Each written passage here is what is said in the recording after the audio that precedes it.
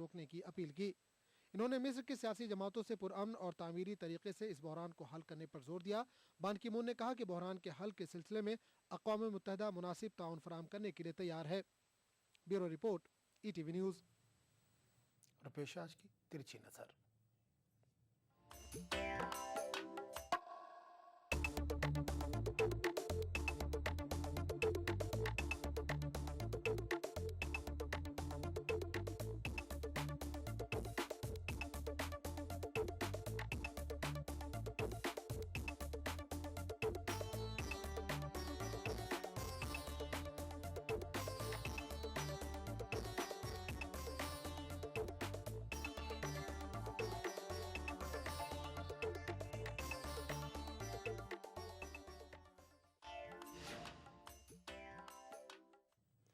खबरनामे में फिलहाल इतना ही। अगले बुलेटिन में आपसे फिर मुलाकात होगी। आदाब।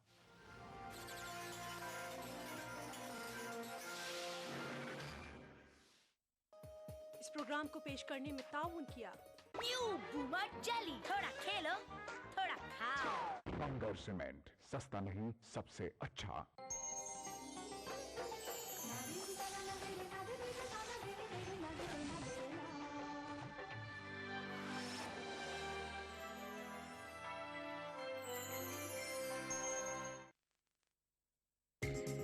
ETV उर्दू पर अगला प्रोग्राम। इस प्रोग्राम को पेश करने में ताउन कर रहे हैं Shri ultra red oxide, Bharat का एकमात्र जंग रोधक सीमेंट।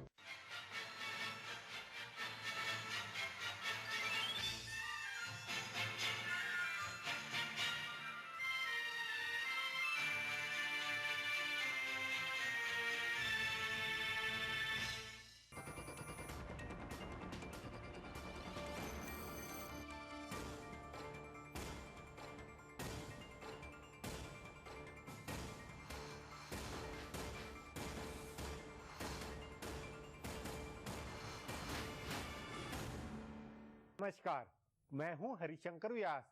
सेंट्रल हॉल में आपका स्वागत है। सुप्रीम कोर्ट से एक बहुत दिलचस्प निर्देश मिला है। चुनाव आयोग को चुनाव घोषणा पत्रों की जरूरत और उसके नफे नुकसान पर विचार करने के लिए कहा है। मतलब पार्टियां घोषणा पत्र में वायदे करके मतदाताओं को जैसे लुभाती है, जैसे बरगलाती है, क्या वह ठीक है? क्या यह मतदाताओं को ललचाना, जीतने के बाद रिश्वत का वायदा नहीं है? जितनी बड़ी पार्टियां हैं वे चुनाव से पहले कई तरह की रिश्वत की पेशकश करती है। कोई लैपटॉप दे रहा है, कोई टीवी, तो कोई मिक्सर और कोई मंगलसूत्र का वायदा करता है। दक्षिण के राज्यों ने बाजी मारी हुई है। तमिलनाडु में DMK और AIADMK दो टूक वायदे करते हैं और चुनाव के बाद चीजें बांटते हैं। बड़ी पार्टियां, बड़े दल या कि सत्ता में आने की हैसियत वाली पार्टियां वायदों से फायदे में होती है।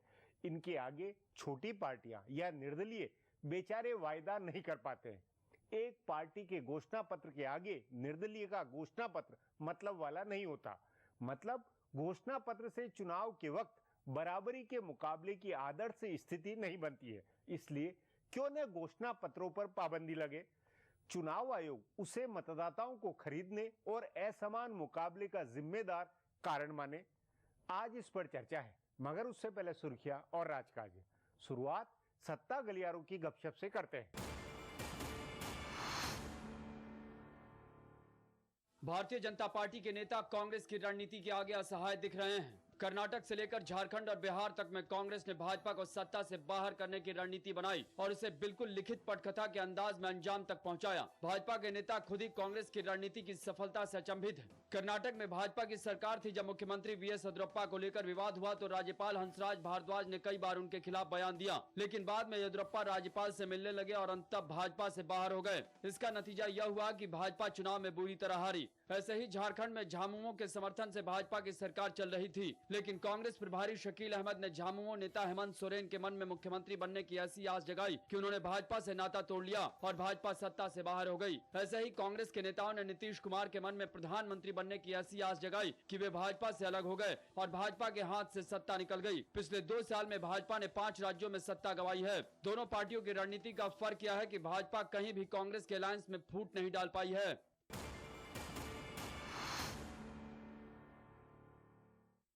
कांग्रेस महासचिव दिग्विजय सिंह कमाल कर रहे हैं। भाजपा के एक नेता का कहना है कि जिस तरह नरेंद्र मोदी ने सोची विचारी योजना के तहत अपने ऊपर फोकस बनवाया है, वैसे ही दिग्विजय सिंह भी बनवा रहे हैं। वो अगले चुनाव में मोदी बनाम दिग्विजय का मुकाबला बनाना चाहते हैं। उन्हें पता है कि राहुल गांधी प्रधानमंत्री पद के दावेदार नहीं है और पार्टी उनके नाम पर चुनाव नहीं लड़ेगी। ऐसे में अगर वो मोदी के खिलाफ मोर्चा खोलते हैं तो चुनाव बाद हो सकता है कि उन्हें इसका फायदा मिले। सो उन्होंने उत्तराखंड में गुजराती लोगों को बचाने इशरत जहां एनकाउंटर और गया में हुए बम विस्फोट में मोदी को लपेटा है। दिग्गी राजा ने ट्वीट किया कि मोदी ने नीतीश कुमार को सबक सिखा देने का भाषण दिया और उसके अगले ही दिन गया में विस्फोट हो गया। क्या इन दोनों का आपस में कोई संबंध है? इसके तुरंत बाद उनके एक करीबी ने ट्विटर, फेसबुक और SMS के जरिए ये मैसेज किया कि विस्फोट इंडियन मुजाहिदीन ने नहीं, RSS ने कराया है। दिग्गी राजा के इस करीबी ने संघ को लक्ष्य करके लिखा, संघियों अब तुम्हारा काल दिग्विजय सिंह खुलकर मैदान में आ गया है। दिग्गी राजा के इस करीबी ने यह भी लिखा है कि अहमद पटेल और जनार्दन द्विवेदी संघ से मिले हैं और सोनिया गांधी को गुमराह कर रहे हैं।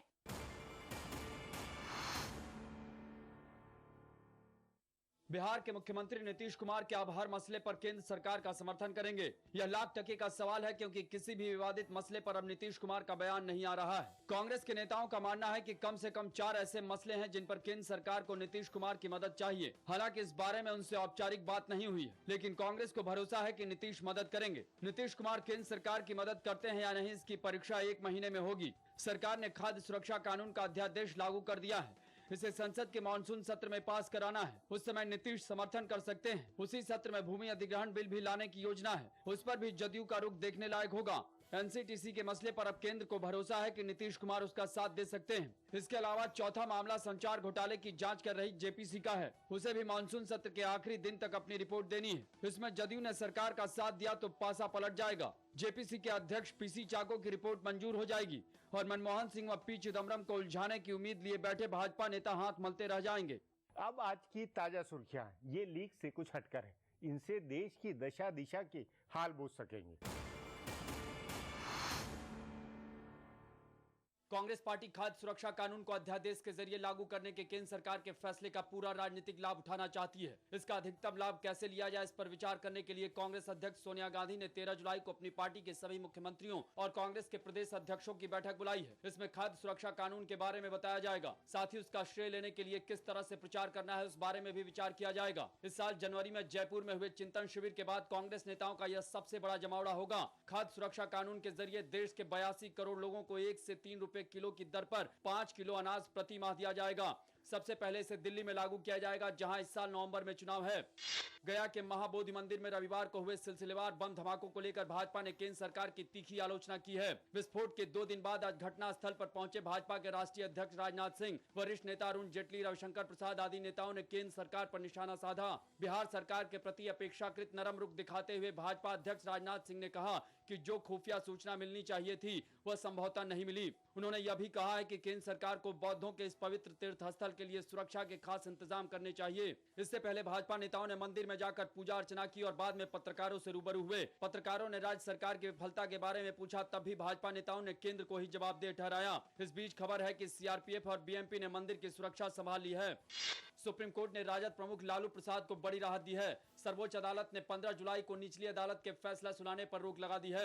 CBI की विशेष अदालत के जज PK सिंह 15 जुलाई को चारा घोटाले से जुड़े एक मामले में फैसला सुनाने वाले थे, जिसमें लालू प्रसाद आरोपी हैं। लालू प्रसाद के वकील राम जेठमलानी ने अदालत में कहा था कि जज PK सिंह नीतीश कुमार की सरकार के मंत्री PK शाही के रिश्तेदार हैं, इसलिए उनका फैसला लालू के खिलाफ पूर्वाग्रह वाला हो सकता है। सुप्रीम कोर्ट के नामित चीफ जस्टिस P सदाशिवम ने फैसला देने पर रोक लगाते हुए कहा कि इस पर विचार की जरूरत है। उन्होंने CBI को नोटिस दिया है और कहा है कि अगर एजेंसी कहती है कि फैसला निष्पक्ष होगा तो लालू प्रसाद की याचिका खारिज कर दी जाएगी। अदालत ने CBI को 2 हफ्ते का समय दिया है।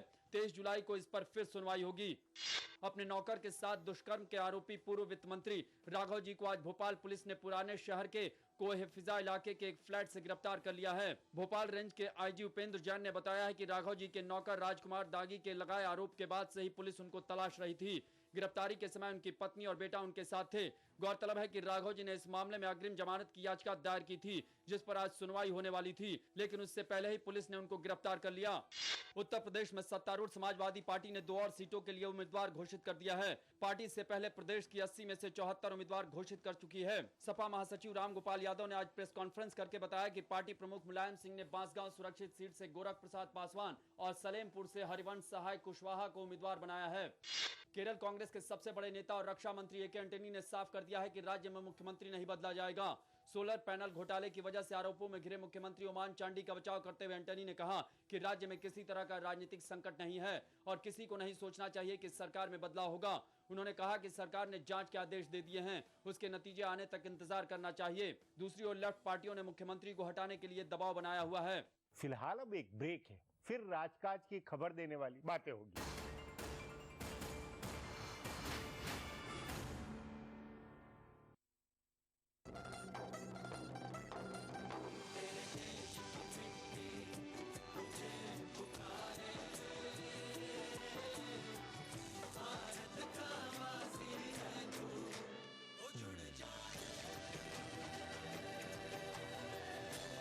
मिट्टी से ही शान, मिट्टी से ही पहचान।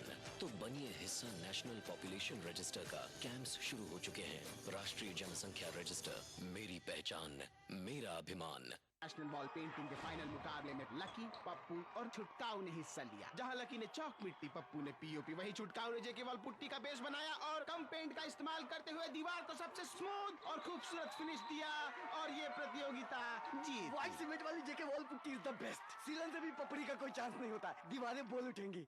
मैं कसम खाती हूँ कि मैं अपने होने वाले बच्चे को अपना पहला दूध जरूर पिलाऊंगी। मैं कसम खाती हूँ इब्तिदाई 6 महीने बच्चे को सिर्फ और सिर्फ अपना ही दूध पिलाऊंगी और कुछ भी नहीं। बच्चे के 7वें महीने में आते ही उसे अपने दूध के साथ साथ घर का मुकव्वी खाना भी खिलाऊंगी। सुए तग़ज़िया के खिलाफ जंग छिड़ चुकी है। आप सब लोग वादा करें और इन 4 उसूलों को हमेशा याद रखें। 1. हामिला ख़वातीन जरूर अच्छा खाना खाएं। 2. माँ का पहला दूध बहुत ही अच्छा होता है। 3. 6 महीने सिर्फ माँ का दूध। 4. फिर माँ का दूध और खुराक दोनों में तवज्जो। तो 4 बातों से नाता जोड़ो। सुए तग़ज़िया, भारत छोड़ो।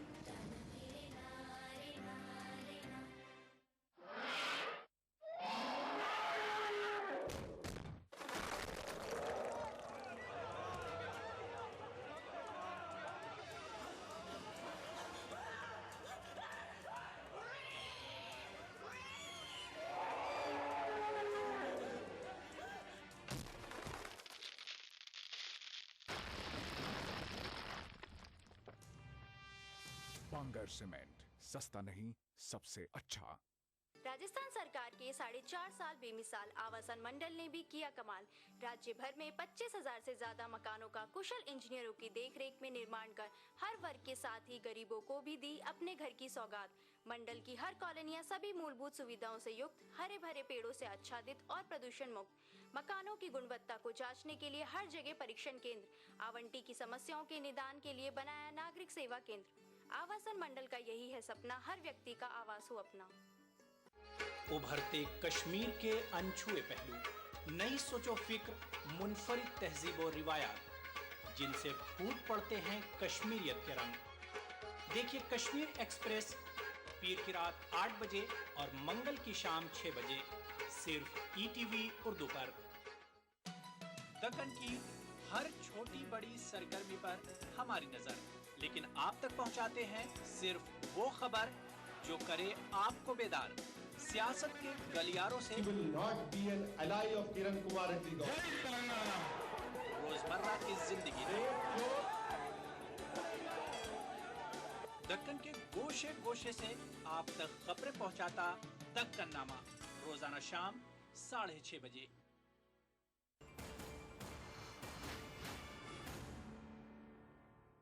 ब्रेक के बाद आपका स्वागत है। हाशिए में इधर उधर कई बातें व घटनाएं दबी हुई होती है, इनका खासा राजनीतिक अर्थ होता है। उन्हीं में से अब पेश है राजकाज की कुछ बातें। केंद्र सरकार को मानसून सत्र बुलाने की कोई जल्दी नहीं है। आमतौर पर राजनीतिक उथल पुथल ना हो तो संसद का सत्र समय पर ही होता है और इस लिहाज से जुलाई के तीसरे हफ्ते से सत्र शुरू होना चाहिए था, लेकिन अब इसकी गुंजाइश कम है। बताया जा रहा है कि सरकार जितनी देरी करेगी उसे खाद्य सुरक्षा और भूमि अधिग्रहण कानून पर सहमति बनाने का उतना ज्यादा समय मिलेगा। इसके अलावा संचार घोटाले की जांच कर रही जेपीसी को भी कुछ समय मिल जाएगा, जिसे मानसून सत्र के आखिरी दिनों तक अपनी रिपोर्ट देनी है। वैसे भी सरकार के प्रबंधकों का मानना है कि खाद्य सुरक्षा कानून बन चुका है और उस पर अमल की प्रक्रिया आगे बढ़ गई है। माना जा रहा है कि सरकार इस कानून का पूरा ढिढोरा पीट दे, उसके बाद ही संसद में जाए ताकि विपक्ष के ऊपर इसे पास कराने का दबाव रहे। पश्चिम बंगाल के मुख्यमंत्री ममता बनर्जी और लेफ्ट पार्टियों के नेता दोनों इन दिनों सपा प्रमुख मुलायम सिंह से बहुत खफा हैं। राष्ट्रपति चुनाव के समय मुलायम ममता से वादा करके पीछे हटे थे। उसे लेकर दीदी बहुत नाराज हुई थी, लेकिन मुलायम की पिछले दिनों की कोलकाता यात्रा में जो हुआ उससे लेफ्ट पार्टियां भड़की हैं। जब मुलायम कोलकाता में थे उस समय उनके एक कथित महासचिव संजय डालमिया अलीमुद्दीन स्ट्रीट पर स्थित सीपीएम मुख्यालय गए। पार्टी नेताओं से उनकी मीटिंग के बाद सीपीएम नेता गौतम देव ने मीडिया को बताया कि सपा के साथ तीसरे मोर्चे की संभावना पर बात हुई है, लेकिन बाद में सपा के दो नेताओं राम गोपाल यादव और किरणमय नंदा ने आनन फानन में इसे खारिज किया और कहा कि संजय डालमिया तो अब सपा में है ही नहीं, तो वे कैसे किसी दूसरी पार्टी से बात कर सकते हैं। सो ममता के बाद भड़कने की बारी लेफ्ट नेताओं की है। घोषणा पत्र पार्टियों और मतदाताओं में लेन देन का वायदा पत्र बन गए। तुम वोट दो, हम तुम्हें फला चीज मुफ्त देंगे। एक तो चुनाव के वक्त नगद पैसे देकर वोट खरीदने का तरीका है, दूसरा चुनाव के बाद सरकारी पैसे से चीज बांटने की गारंटी है। इस पर आगे चर्चा करें उससे पहले देखें मेरा ये खुलासा।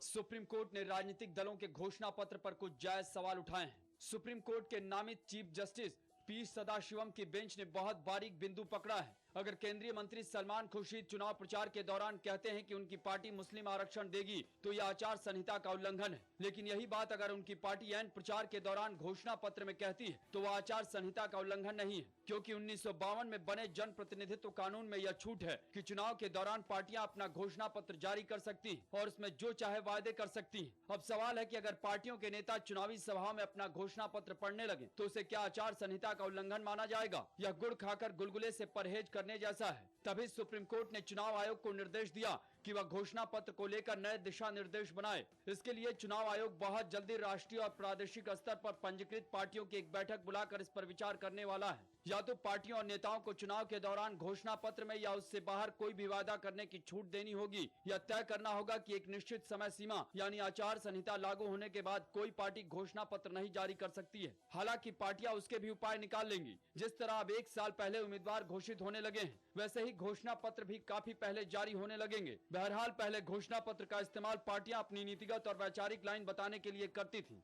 उसमें पार्टी के सिद्धांत लिखे होते थे और घोषणाएं दीर्घावधि में आम आदमी व देश को मजबूत करने वाली होती थी। लेकिन अब घोषणा पत्र में मुफ्त लैपटॉप देने या सोने का मंगलसूत्र देने या मिक्सर ग्राइंडर देने का वायदा किया जाता है। सरकार की ओर से दिए जाने वाले मुफ्त के लैपटॉप किस तरह से खुले बाजार में औने पौने दाम में बेचे जा रहे हैं, ऐसे कई किस्से सामने आए हैं। इस तरह के वायदों के 2 खतरे हैं। पहला तो यह कि बड़ी पार्टियां ऐसी घोषणा करके एक तरह से मतदाताओं को रिश्वत देती हैं, उनके वोट खरीदने की कोशिश करती हैं। तभी अदालत ने कहा कि क्या इस तरह के वायदे लोकतंत्र की बुनियाद पर चोट नहीं करते हैं? बिल्कुल करते हैं। इसका कारण यह भी है कि बड़ी पार्टियां ऐसे वायदे कर सकती हैं, लेकिन छोटी पार्टियां या निर्दलीय उम्मीदवार नहीं कर सकते हैं। इससे मुकाबला बराबरी का नहीं रह जाता है। दूसरा खतरा यह है कि ऐसे किसी भी लोक लुभावन वायदे को पूरे करने के लिए सरकार को खजाना लुटाना होता है। इसमें भ्रष्टाचार और दुरुपयोग की गुंजाइश रहती है और साथ ही जिसे लाभ पहुंचाने के लिए वायदा पूरा किया जा रहा है उसे फायदा भी नहीं होता है। मसलन जहां बिजली नहीं है वहां मिक्सर ग्राइंडर या लैपटॉप लेकर लोग क्या करेंगे? नतीजतन सरकार से लेकर उसे औने पौने दाम में दुकानदारों को वापस बेच दिया जाता है। इन सभी बातों को ध्यान में रखकर चुनाव आयोग को रास्ता निकालना चाहिए। अब एक ब्रेक है, उसके बाद चुनाव में घोषणा पत्र की जरूरत पर चर्चा करेंगे।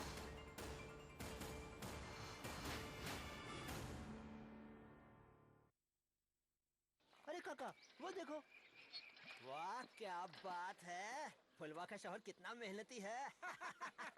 क्यों भैया, पानी ही भरते हो या खाना भी पकाते हो? चोरों का गुलाम, तुमने खानदान की नाक कटवा दी। हमारी बीवी उम्मीद से है, अभी उसका पूरा ख्याल नहीं रखेंगे तो हमारे आने वाले बच्चे पर ही असर पड़ेगा ना। तो हम खानदान का नाम डुबो रहे हैं या बचा रहे हैं काका? दौरान हमल इस बात का खास ख्याल रहे कि हामिल औरत दिन में कम से कम 2 घंटे आराम करे और रात को कम से कम 8 घंटे सोए। इसके अलावा घर के अंदर खुशगवार माहौल बनाए रखे। और वो 4 बातें याद है ना?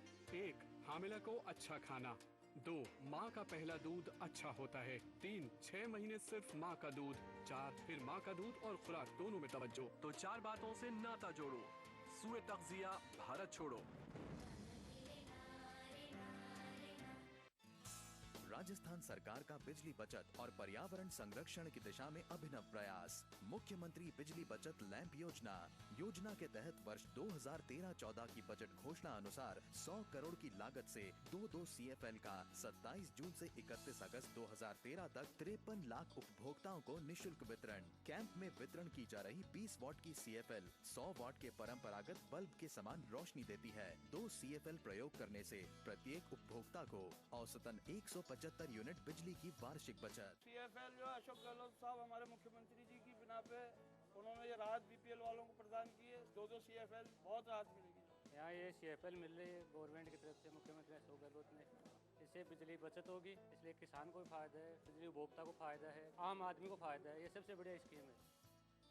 बचत बिजली की, संरक्षण पर्यावरण का. ऊर्जा विभाग राजस्थान सरकार द्वारा जनहित में प्रसारित.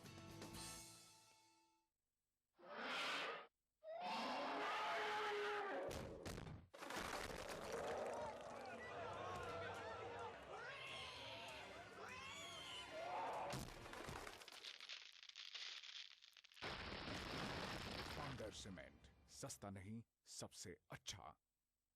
हजारों लड़कियां जन्म ही नहीं ले पाती सिर्फ इसलिए क्योंकि सबको बेटा चाहिए. हमें लोगों की सोच बदलनी होगी. इसका जिम्मा हम युवा पीढ़ी को भी लेना होगा. युवा धड़कन की गूंज फैलाए चारों ओर.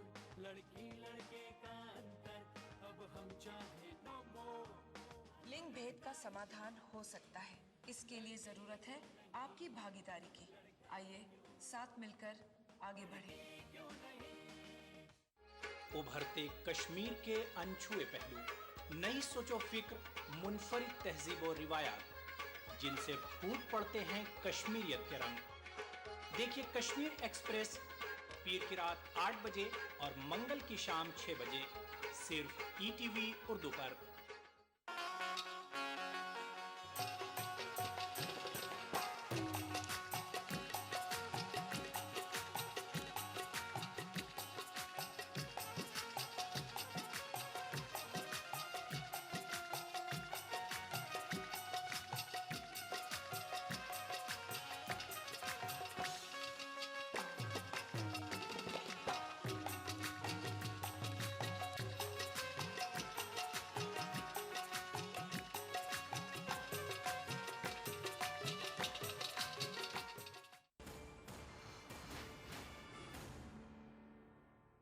चुनाव लड़ने का एक आधार होता है, मतलब उम्मीदवार पार्टी अपनी राजनीतिक दृष्टि पेश करते हैं. विचारधारा पर विकास का मॉडल बताया जाता है. उनके हाथों राष्ट्र, राज्य और नागरिक का क्या बनेगा, यह सब घोषणा पत्र लिए होता है. मगर अपने यहाँ घोषणा पत्र अब लेन देन का वायदा पत्र बन गए हैं. इस पर चर्चा के लिए आज मेरे साथ वरिष्ठ पत्रकार वीरेंद्र कपूर है. वीरेंद्र जी, सुप्रीम कोर्ट ने चुनाव के घोषणा पत्र को लेकर चुनाव आयोग को जो कहा है, उससे क्या लगता है कि घोषणा पत्र की व्यवस्था पर चुनाव आयोग कोई फैसला कर सकता है या घोषणा पत्र पर पाबंदी लगनी चाहिए? नहीं, मेरा ख्याल है दोनों ही पॉसिबल नहीं है जी. आप इसको सुप्रीम कोर्ट ने मिडिल कोर्ट्स लेके जो मामला है वो टाल दिया है.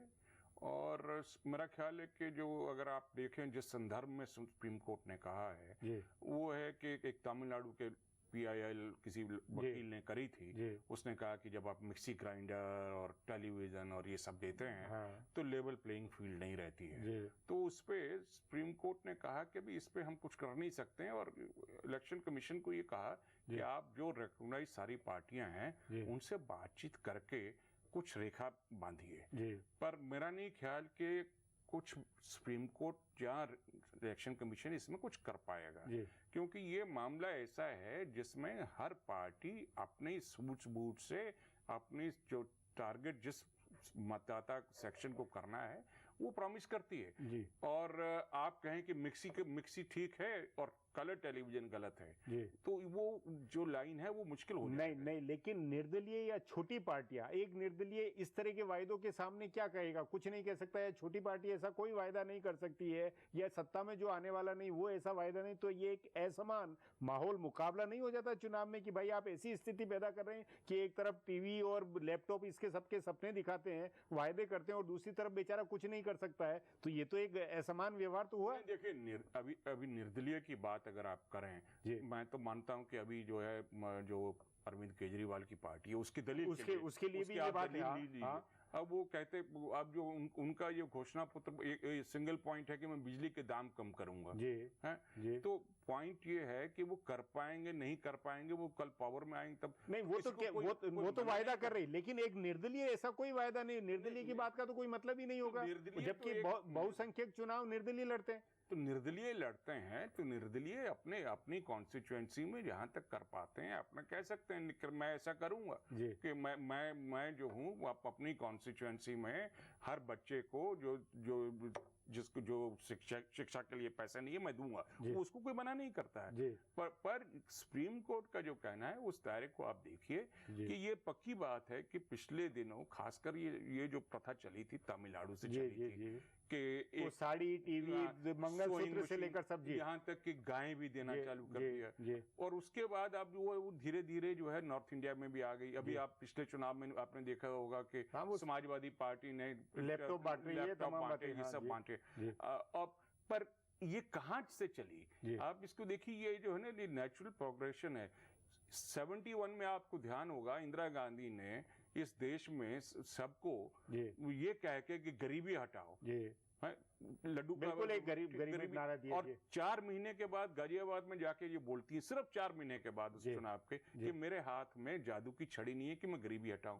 71 से लेके आप 2013 तक आ जाइए। नहीं, लेकिन उसमें एक विजन था, एक पूरे देश की चिंता थी, पूरी बड़ी आबादी की थी। आज तो बिल्कुल कैश वाला मामला हो गया कि आप वोट दीजिए, कल मैं घर पे टीवी पहुंचा दूंगी, और टीवी पहुंच सकता है। वो विजन और आज के विजन में फर्क है, आज के घोषणा पत्र में फर्क है। जो बड़ी दृष्टि की आप बात कर रहे हैं वो हवा में ही थी, भले हवा में पूरे देश की चिंता थी, पूरे देश के गरीबों की चिंता थी, पूरे देश को बेवकूफ बनाने वाली चिंता थी, क्योंकि आपने कुछ किया नहीं, करप्शन बढ़ाई, क्रॉनिक कैपिटलिज्म। पर मैं ऐसा नहीं है कि मैं इसके हक में बोल रहा हूँ, पर जब आप कहते हैं कि हर गृहिणी को मैं सोइंग मशीन दूंगी, जयललिता ने कहा, तो कम से कम वो डिलीवरेबल है, उन्होंने दिया भी। मैं नहीं मानता कि ऐसा होना चाहिए। इवेंचुअली ये क्या दिखाता है कि हमारे मतदाता की पॉलिटिकल मैच्योरिटी जब तक नहीं बढ़ेगी। आप जिस तरह फूड सिक्योरिटी बिल ले लीजिए कि एक थैली में आप जो है 3 रुपए का राशन ले जाइए और हमको वोट दीजिए, ये भी तो वही है, ये ढकोसला है। अब मेरा ये कहना है कि ये सब चीजें जब तक आम जनता नहीं, उसकी बुद्धि कलेक्टिव पॉलिटिकल विजडम नहीं बढ़ेगी, इस पे आप कोई अंकुश नहीं लगा सकते हैं। जी, मतलब आपके अनुसार इस पर एक आचार संहिता की तरह जैसे खर्च पे पाबंदी लगाई है, क्या उस तरह वायदों पर या इस तरह कैश है कि भाई आप हमें वोट दें, हम आपको ये चीज देंगे, इस तरह का फिजिबल भी नहीं है और होना भी नहीं चाहिए? आप मानना होना भी नहीं चाहिए, पर हो नहीं सकता है। ये कंपेटिटिव पॉपुलिज्म जो है, अब जिस तरह पंजाब और हरियाणा में है कि हम किसान को मुफ्त बिजली देंगे, वो आप भी जानते हैं कि ये इवेंचुअली पॉलिटिशियन की जेब से तो आ नहीं रही, उससे क्या है उपभोक्ता को 15 रुपए पर यूनिट देना पड़ रहा है। पर दोनों पार्टियां पंजाब में, कांग्रेस हो या अकाली हो या बीजेपी हो, कि मुफ्त में बिजली देंगे, उससे नुकसान होता है। मुफ्त में जो चीज मुफ्त में होगी उसका मिसयूज होगा, वो वाटर टेबल नीचे चली गई। पर इसी तरह से कोई कहता मैं आपको जो है सीड्स मुफ्त दूंगा, तो मैं नहीं मानता कि ये अच्छी प्रथा है। पर लेकिन इसका पॉपुलिज्म जो है, दिस इज अंग्रेजी में पॉपुलिज्म रन अमॉक, कि इसकी कोई लिमिट नहीं है। पर आप अगर कहें कि इलेक्शन कमीशन इस पे रोक लगाएगा, अंकुश लगाएगा, नहीं, मतलब एक कुछ आचार संहिता की इस तरह के फूहड़ वायदे नहीं हो, एक बड़ा वो वायदे, मतलब ये नहीं, लेकिन आप ये फूहड़ है, और वो जो गृहिणी है उसके घर में मिक्सी नहीं है, उसको अगर टेलीविजन मिल जाए, ये दूसरी बात है कि कुछ स्टेट्स में टेलीविजन उन लोगों को दिए जा रहे हैं यहाँ बिजली नहीं जाती, पर उनके लिए तो एक गिफ्ट है, मुफ्त की गिफ्ट है। मतलब ये एक अपने चुआन उत्सव का ये उम्मीद रखिए, ये आशा रखिए कि वो मिक्सी लेके, ग्राइंडर लेके या टेलीविजन मुफ्त लेके फिर भी जो अपना वोट है वो ठीक जगह दे, तो वो उसमें मेजोरिटी है। मतदाता की। जी वीरेंद्र जी, बातचीत को यहीं समाप्त करेंगे। प्रोग्राम में आने के लिए बहुत बहुत धन्यवाद। हमारा प्रोग्राम अब यहीं खत्म होता है। मुझे इजाजत दीजिए, कल फिर मिलेंगे इसी चैनल पर इसी समय।